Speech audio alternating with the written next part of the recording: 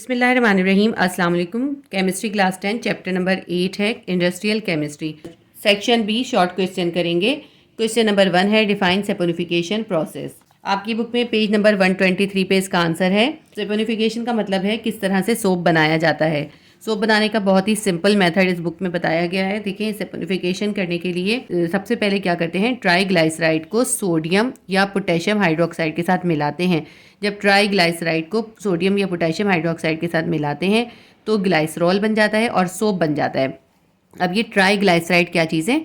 ट्राईग्लाइसराइड जो होते हैं ये ऑयल होता है जो कि मुख्तलिफ़ चीज़ों से हासिल किया जा सकता है, जैसे सनफ्लावर का ऑयल हो गया या कोकोनट ऑयल हो गया या फिर मुख्तलिफ़ किस्म के ऑयल्स हो जाते हैं जो कि आप सीड्स वगैरह से निकालते हैं। वो ऑयल्स इसमें यूज़ किए जा सकते हैं। उसके अलावा फ़ैट भी यूज़ होता है। और फ़ैट कौन सा यूज़ होता है? एनिमल फ़ैट यूज़ होता है। इसके अंदर गाय की चर्बी यूज़ होती है जिसे टैलो कहते हैं। ठीक है, तो जब एनिमल फ़ैट को या ऑयल को सोडियम हाइड्रोक्साइड या पोटेशियम हाइड्रोक्साइड के साथ मिलाते हैं तो ग्लाइसरोल और सोप बन जाता है। ये जो सोप प्रिपेयर होता है ये बिल्कुल सिंपल सा होता है। इसके अंदर फिर मुख्तलिफ़ चीज़ें ऐड की जाती हैं, उनको कहते हैं एडिटिव्स। वो एडिटिव्स क्या होते हैं? जैसे मुख्तलिफ़ कलर्स यूज़ किए जाते हैं या मुख्तलिफ़ फ्रेगरेंसेस उसमें डाली जाती हैं या फिर उसके अंदर कुछ टेक्सचर वगैरह डाला जाता है। कुछ मखसूस किस्म के सोप्स होते हैं जिनके अंदर एब्रेसिव्स भी यूज़ किए जाते हैं। जैसे आपने कपड़े धोने के पाउडर वगैरह होते हैं ना, उसके अंदर कुछ ग्रैन्यूल्स पड़े होते हैं जो कि रगड़ पैदा करते हैं उनको साफ़ करने के लिए। इसी तरह कुछ जो होते हैं फेस वॉशेज़ भी ऐसे होते हैं जिनके अंदर कुछ ग्रैन्यूल्स होते हैं जो फेस की क्लेंजिंग वगैरह के पर्पज़ के लिए यूज़ किए जाते हैं। तो ये जो चीज़ें होती हैं ना, ये कहलाती, ये ऐड की जाती हैं। ये चीज़ें कौन कौन सी हो सकती हैं? ये मार्बल हो सकते हैं, सिलिका हो सकता है, ये टैल्क हो सकता है। ये कहलाते हैं एब्रेसिव। तो सोप बनने के बाद इसके अंदर एडिटिव्स डाले जाते हैं, यानी कलरिंग, टेक्सचर और सेंट वगैरह डाले जाते हैं। और दूसरे कुछ मखसूस किस्म के सोप्स के अंदर एब्रेसिव्स भी डाले जाते हैं जो कि क्या हो सकते हैं? वो सिलिका, टैल्क या फिर मार्बल हो सकते हैं। मैंने आपको जो समझाया है वही सब इसमें लिखा हुआ है। मैं आपको पढ़ के बताती हूँ कि आप कहाँ से कहाँ तक लिखेंगे। सेपोनिफिकेशन की आप हेडिंग डालेंगे और फिर यहाँ से लिखेंगे saponification is the reaction of triglyceride with sodium or potassium hydroxide to create glycerol and soap, a fatty acid salt। ये सोप जो होता है ये क्या होता है? एक फैटी एसिड सॉल्ट होता है। और ये किस तरह बनता है? ट्राईग्लाइसराइड को सोडियम हाइड्रोक्साइड या पोटेशियम हाइड्रोक्साइड के साथ मिलाते हैं जिससे ग्लाइसरोल और सोप बन जाता है जो कि एक फैटी एसिड सॉल्ट होता है। एनिमल फैट्स और vegetable oils are the most common sources of ट्राईग्लाइसराइड।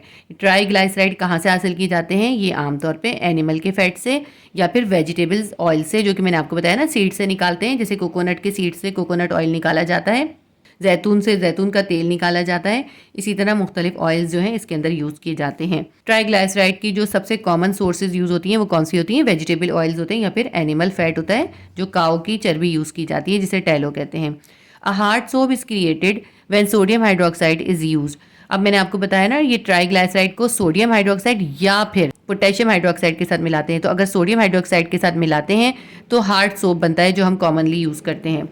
और the use of potassium hydroxide produced a soft soap. जो सॉफ्ट सोप होते हैं, बहुत ज़्यादा सॉफ्ट जो बने हुए होते हैं, एक्स्ट्रा सॉफ्ट जो होते हैं, उनके लिए पोटेशियम हाइड्रोक्साइड यूज़ किया जाता है। ठीक है, ये आप यहाँ तक लिखेंगे। सेपोनिफिकेशन का मेथड आ गया। उसके बाद आप रॉ मटेरियल लिख दीजिएगा। The raw material needed for the preparation of soap are as follows.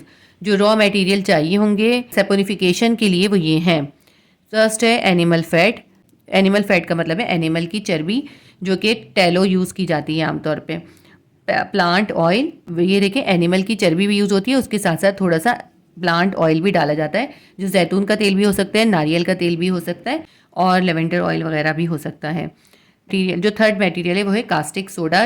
Caustic soda कौन सा होता है? Sodium hydroxide, NaOH, sodium hydro oxide, जो कि एक अल्कली है। ठीक है, सोडियम हाइड्रो ऑक्साइड। जब सोडियम हाइड्रो ऑक्साइड जो है एनिमल फैट के साथ मिलता है तो वो क्या बना लेता है? वो फैटी एसिड सॉल्ट बना लेता है। ट्राईग्लाइसराइड के अंदर एसिड होता है और कास्टिक सोडा जो होता है वो एल्कलाइन होता है, दोनों मिलके सॉल्ट बना लेते हैं। तो या तो कास्टिक सोडा यूज़ होता है या फिर पोटेशियम हाइड्रोक्साइड। पोटेशियम हाइड्रोक्साइड को हम कहते हैं कास्टिक पोटाश। इसको कहते हैं, सोडियम हाइड्रोक्साइड को कास्टिक सोडा और पोटेशियम हाइड्रोक्साइड को कहते हैं caustic potash, KOH, caustic potash, CAUSTIC, caustic, POTASH। उसके अलावा नेक्स्ट इसका रॉ मटेरियल जो होता है वो होते हैं एडिटिव्स। जो मैंने आपको बताए थे, कलर डाले जाते हैं, मुख्तलिफ टेक्सचर डाले जाते हैं या फिर परफ्यूम्स या सेंट डाले जाते हैं। और उसके बाद है एब्रेसिव्स। एब्रेसिव्स भी मैंने अभी आपको समझाए, जो कि सिलिका हो सकता है, रेत होता है, टैल्क होता है या फिर बारीक बारीक से मार्बल्स होते हैं। ठीक है, ये मुख्तलिफ तरह की चीज़ें होती हैं। तो यहाँ तक आपका जो है क्वेश्चन नंबर 1 का आंसर कंप्लीट हो गया। तो ये आंसर जो है शॉर्ट क्वेश्चन के लिए काफ़ी है, लेकिन अगर यही क्वेश्चन लॉन्ग में आ जाता है तो 6 या 7 नंबर के क्वेश्चन में इतना हम लिखेंगे तो हमें अच्छे मार्क्स नहीं मिलेंगे। इसीलिए ज़रूरी है कि आप इस क्वेश्चन को लॉन्ग के लिए भी प्रिपेयर करें। ये क्वेश्चन जो है लॉन्ग में भी आ सकता है। लॉन्ग में अगर ये क्वेश्चन आता है तो आपको ये रॉ मटेरियल भी डिफाइन करने पड़ेंगे। सिर्फ इतना लिखने से आपको मार्क्स नहीं मिलेंगे। आप इसकी लॉन्ग क्वेश्चन की भी प्रिपरेशन कीजिएगा। ये क्वेश्चन बुक में नहीं है, लॉन्ग में, शॉर्ट में है सिर्फ, लेकिन आप इसको लॉन्ग में भी प्रिपेयर कीजिएगा। मैं आपको मार्क करा देती हूँ कि आपने लॉन्ग में किस तरह लिखना है। सबसे पहले हम ये सेपनिफिकेशन की डेफिनेशन लिखेंगे, उसी तरह जो हमने शॉर्ट में लिखी है। फिर रॉ मटेरियल्स लिखेंगे और फिर रॉ मटेरियल्स को डिफाइन करेंगे। फर्स्ट रॉ मटेरियल है हमारे पास animal fat. Animal fat tallows from cows such as lard are often use for soap making. Soap making में इन्होंने कहा है कि काऊ की चर्बी यूज़ होती है और लार्ड जो होती है वो पिग की फैट होती है। क्योंकि ये बुक्स जो हैं कैम्ब्रिज की बुक जैसी हैं, इसलिए इसके अंदर ये लार्ड लिखा हुआ है। जो जहाँ पे भी हलाल सोप बनते हैं वहाँ पे ये पिग फैट यूज़ नहीं होती, लेकिन जो दूसरे ममालिक हैं वहाँ पे पिग फैट भी यूज़ होती है और काऊ टैलो भी यूज़ होती है। तो एनिमल फैट का पूरा हम यहाँ से यहाँ तक लिख देंगे। उसके बाद है प्लांट ऑयल। प्लांट ऑयल में soybean oil like canola, safflower and sunflower is often used as a portion of a soap making recipe in combination with other core oil like coconut oil, olive oil and palm oil। तो देखें इन्होंने कहा है कि plant oil में कौन कौन से प्लांट्स का ऑयल यूज़ करते हैं। सनफ्लावर के सीड्स का, कैनोला का और सेफ्लावर का। उसके साथ साथ उनके साथ कॉम्बिनेशन बनाया जाता है कोकोनट ऑयल, ऑलिव ऑयल और पाम ऑयल का। यहाँ तक लिखने के बाद आप यहाँ से लिखिएगा use it 5 to 15% of your soap recipe. It is mild moisturising and gives a low creamy lather. 5 से 15% जो है सोप के अंदर, सोप की रेसिपी में ये ऑयल यूज़ किए जाते हैं और ये माइल्ड कर देते हैं, मॉइस्चराइजिंग होते हैं और क्रीमी लादर देते हैं। उसके बाद जो है आपने अल्कली का लिखना है कि इसमें कौन सा अल्कली यूज़ होता है। आप हेडिंग डालेंगे कास्टिक सोडा और पोटेशियम हाइड्रोक्साइड। ठीक है, और फिर आप यहाँ से लिखेंगे सोडियम हाइड्रोक्साइड और potassium hydroxide is use in saponification. Sodium hydroxide यानी कि कास्टिक सोडा और पोटेशियम हाइड्रोक्साइड यानी caustic potash is use in saponification. ये दोनों चीज़ें, इन दोनों में से कोई एक चीज़ जो है सेपोनिफिकेशन में यूज़ की जाती है। या तो सोडियम हाइड्रोक्साइड करते हैं या फिर पोटेशियम हाइड्रोक्साइड यूज़ करते हैं, और बाज़ औक़ात दोनों का कॉम्बिनेशन करके भी यूज़ करते हैं। तो ये लाइन आप अपने पास से लिखेंगे। उसके बाद आप यहाँ से लिखेंगे इज़ से। Is an essential ingredient in soap making. Sodium hydroxide या पोटेशियम हाइड्रोक्साइड जो है ये एक एसेंशियल इंग्रेडिएंट है सोप मेकिंग के लिए। व्हेन फ्लेक्स और beads of sodium hydroxide get added to a liquid it forms a lye solution. जब सोडियम हाइड्रोक्साइड के फ्लेक्स को या बीड्स को किसी लिक्विड में ऐड करते हैं तो एक लाई सॉल्यूशन बना लेता है। लाई सॉल्यूशन का मतलब होता है concentrated solution of sodium hydroxide. This solution when mixed with oil और fat will lead to the chemical reaction called saponification. जब ये सॉल्यूशन यानी लाई सॉल्यूशन जो है किसी फैट या ऑयल के साथ मिक्स होता है तो केमिकल रिएक्शन होता है जो कहलाता है सेपोनिफिकेशन। कास्टिक सोडा या पोटेशियम हाइड्रोक्साइड की और अल्कली की हेडिंग के साथ आप ये लाइन ऐड करेंगे और फिर इससे लेके यहाँ तक पूरा पैराग्राफ लिख देंगे। तो ये आपका एक टॉपिक हो गया। उसके बाद हम लिखेंगे एडिटिव्स। एडिटिव्स जो होते हैं वो कलर वगैरह जो ऐड करते हैं उनमें, या टेक्सचर या सेंट परफ्यूम्स ऐड करते हैं। The major raw material for soap manufacturing are fat and alkali. देखिए जो मेजर रॉ मटेरियल हैं वो तो फैट और अल्कली हैं, लेकिन जो साबुन उससे बनेगा वो हम आमतौर पे यूज़ नहीं कर सकेंगे अगर उसके अंदर कोई अच्छी फ्रेगनेंस या उसके अंदर स्मूथनेस नहीं होगी। तो उसको स्मूथ करने के लिए मुख्तलिफ ऑयल्स यूज़ किए जाते हैं और उसके अंदर एडिटिव्स और एब्रेसिव यूज़ किए जाते हैं। Other substances such as optical brighteners, colour, texture, scent, water softener are known as additive. तो उसके बाद जब ये केमिकल रिएक्शन हो जाता है सेपनिफिकेशन का, उसके अंदर कलर, टेक्सचर, सेंट और वाटर को सॉफ्ट करने वाले भी इंग्रेडिएंट्स यूज़ किए जाते हैं। क्योंकि अगर वाटर हार्ड होगा तो उसके अंदर भी लादर नहीं बनेंगे, ताकि उसके अंदर अच्छे झाग बने, इसलिए उसके अंदर वाटर सॉफ्टनर भी यूज़ किया जाता है। और ये सब क्या कहलाते हैं? ये कहलाते हैं एडिटिव्स। उसके बाद है एब्रेसिव। एब्रेसिव का मतलब होता है रगड़ वाली कोई चीज़, यानी कि इनसॉल्युबल सब्सटेंस। आपने ऐसे फेस वॉशेस देखें जिसके अंदर छोटे छोटे ग्रैन्यूल्स पड़े होते हैं। ये ग्रैन्यूल्स जो होते हैं ये डायमेंटिशियस अर्थ के भी हो सकते हैं, सिलिका के, वॉल्केनिक ऐश के या सॉ डस्ट के, ये सब इसके अंदर यूज़ होते हैं। ये सब होते हैं एब्रेसिव। आपने डिटर्जेंट्स के अंदर भी देखा है ना, मुख्तलिफ कलर्स के कुछ छोटे छोटे से ग्रैन्यूल्स पड़े होते हैं, ये होते हैं एब्रेसिव। ये किस लिए होते हैं? ताकि ये रगड़ पैदा करते हैं और रगड़ की वजह से जो है कपड़े वगैरह साफ़ होते हैं, मैल और स्किन पे से और कपड़ों पे से ग्रीस और मैल साफ़ होती है। इसमें बहुत सारे एब्रेसिव लिखे हुए हैं, आप इसमें से 4-5 लिख लीजिएगा बस, मैं आपको मार्क करा देती हूँ, लेकिन आप अगर चाहें तो दूसरे भी लिख सकते हैं इसमें से। सबसे पहले हम यहाँ एब्रेसिव की हेडिंग डालेंगे। यहाँ से हम लिखेंगे water insoluble minerals such as talc, diatomaceous earth, silica, marble, volcanic ash, chalk, feldspar, quartz and sand are often powdered and added to a soap और सिंथेटिक डिटर्जेंट फॉर्मुलेशन। तो ये सारे इन्होंने एब्रेसिव बताएं। इसमें से हम लिखेंगे डायमेंटिशियस अर्थ लिख लें, सिलिका लिख लें, मार्बल लिख लें, यहाँ तक लिखें। उसके बाद आप लिख लें जो है सैंड लिख लें, सैंड भी बहुत यूज़ होती है। फिर ये लिख लेगा are often powdered and added to a soap synthetic detergent. ये सारी चीज़ें जो है पाउडर करके ऐड की जाती हैं साबुन के अंदर या फिर डिटर्जेंट की फॉर्मुलेशन में, जो डिटर्जेंट बनते हैं कपड़े धोने के लिए। उसके बाद आप यहाँ से लिखिएगा saw dust are also used. इसके अंदर सॉ डस्ट भी यूज़ होती है। सॉ डस्ट जो होती है वुड का डस्ट होता है, जहाँ पे लकड़ी का काम होता है वहाँ पे जो लकड़ी का बुरादा निकलता है उसे कहते हैं saw dust. Abrasive help in removing grease and dirt from skin. Abrasive जो होते हैं वो ग्रीस को और डर्ट को स्किन से रिमूव करते हैं। ठीक है, यहाँ तक आप लिख लीजिएगा, ये आपका लॉन्ग क्वेश्चन के लिए बहुत अच्छा सा आंसर तैयार हो जाएगा। ये भी एक इंपॉर्टेंट लॉन्ग क्वेश्चन है, आप इसको भी कर लीजिएगा। क्वेश्चन नंबर 2 है डिस्क्राइब दैट सोडियम हाइड्रोक्साइड और potassium hydroxide are use in preparation of soap. हमें डिस्क्राइब करना है कि सोडियम हाइड्रोक्साइड और पोटेशियम हाइड्रोक्साइड जो है सोप की प्रिपरेशन में यूज होते हैं। इसका आंसर आपकी बुक में पेज नंबर 124 पर है। हम यहाँ कास्टिक सोडा से लेके इंडस्ट्री तक लिखेंगे। सबसे पहले हम हेडिंग डालेंगे कास्टिक सोडा की और उसके आगे हम लिखेंगे सोडियम हाइड्रोक्साइड NaOH। ठीक है, उसके बाद हम लिखेंगे कास्टिक सोडा।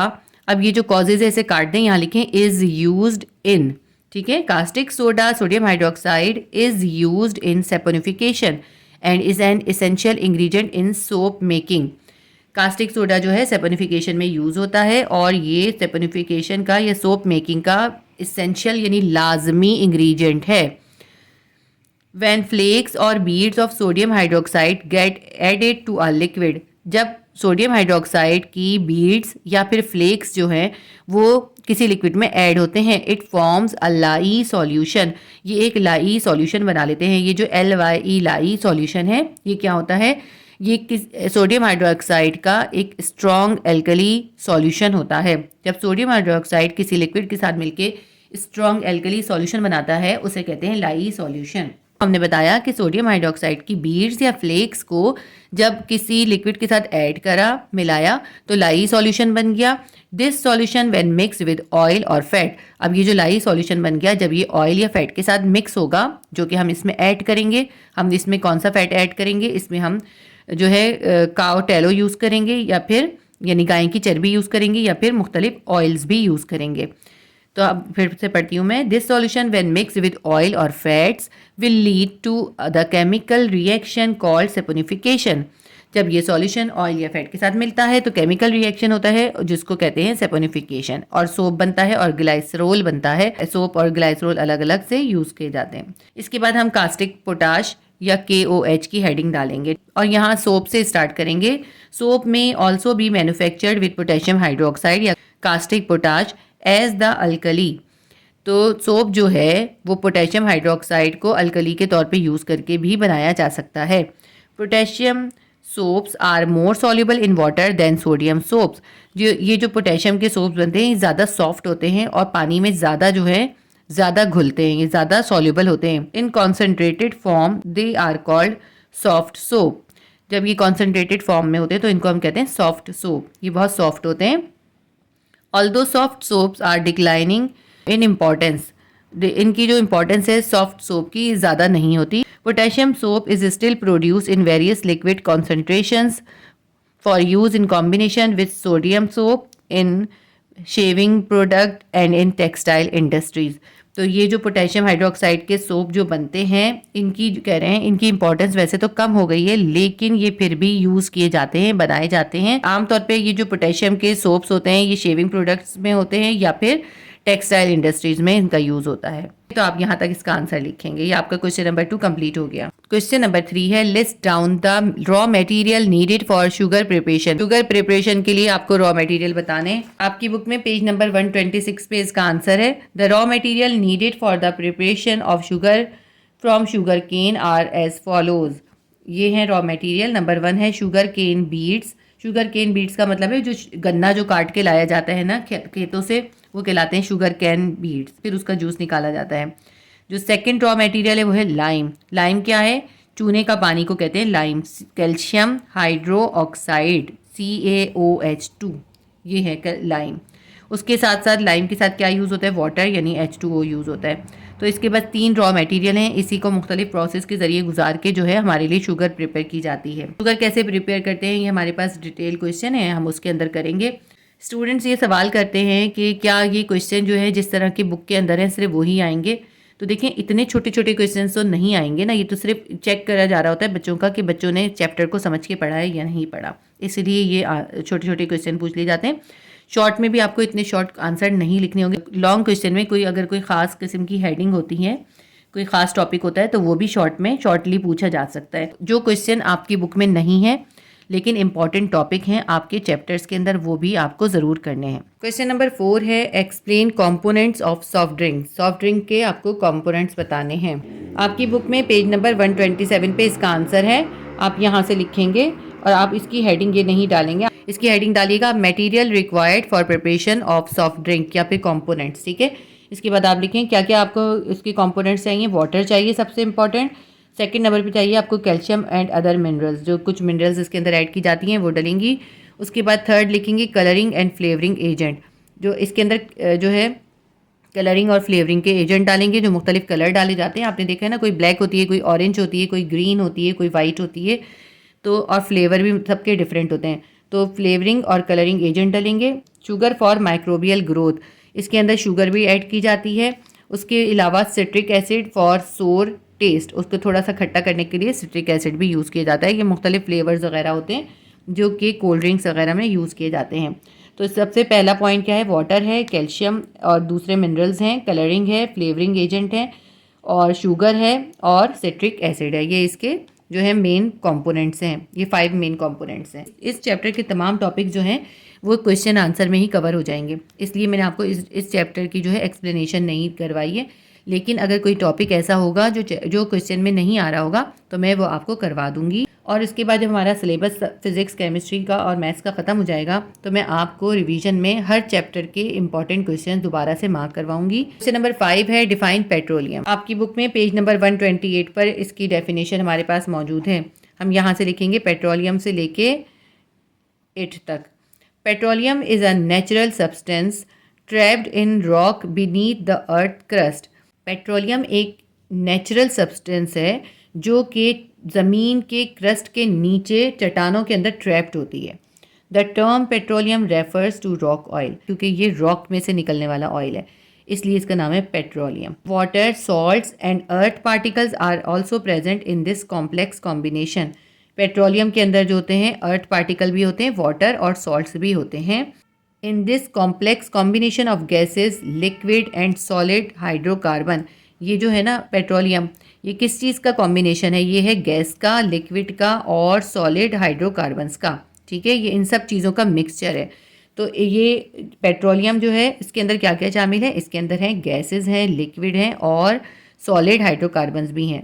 ये सब मिलके पेट्रोलियम बनते हैं और इसके साथ साथ इसमें वाटर, सॉल्ट और अर्थ पार्टिकल भी होते हैं। It is a liquid that is lighter than water yet insoluble in it. ये जो लिक्विड होता है ये वाटर के अंदर इनसॉल्युबल होता है। उसकी वजह क्या है? क्योंकि ये वाटर से ज़्यादा लाइटर है। थोड़ा सा हम यहाँ से भी लिख सकते हैं, oil and gas are made up of organic material that is deposited on the sea floor as sediment then broken down and altered over million of years.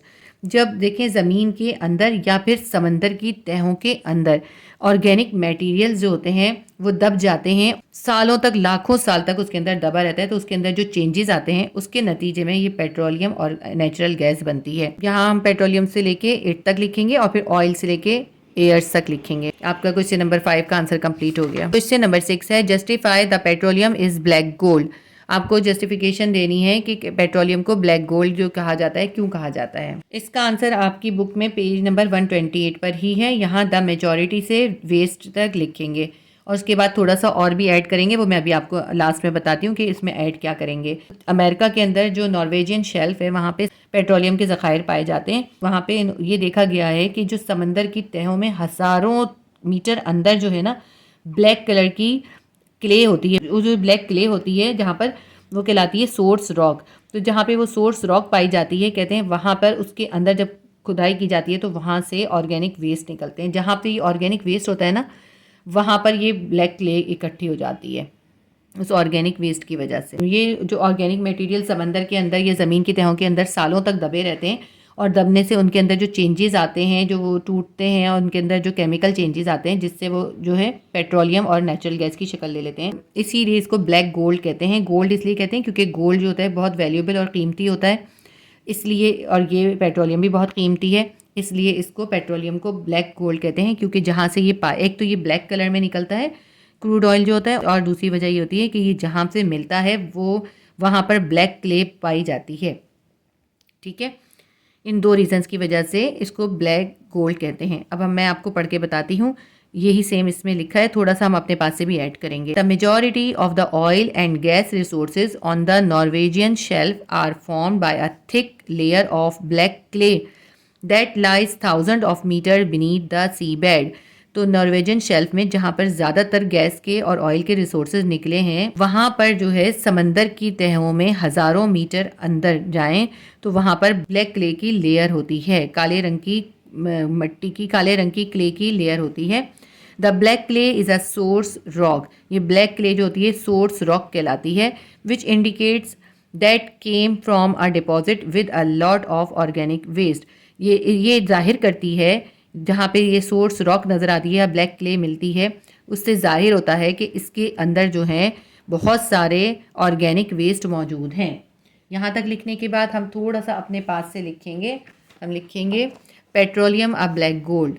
Petroleum is known as black gold because when crude oil is extracted from the land it is black in colour and it is valuable and very difficult to find.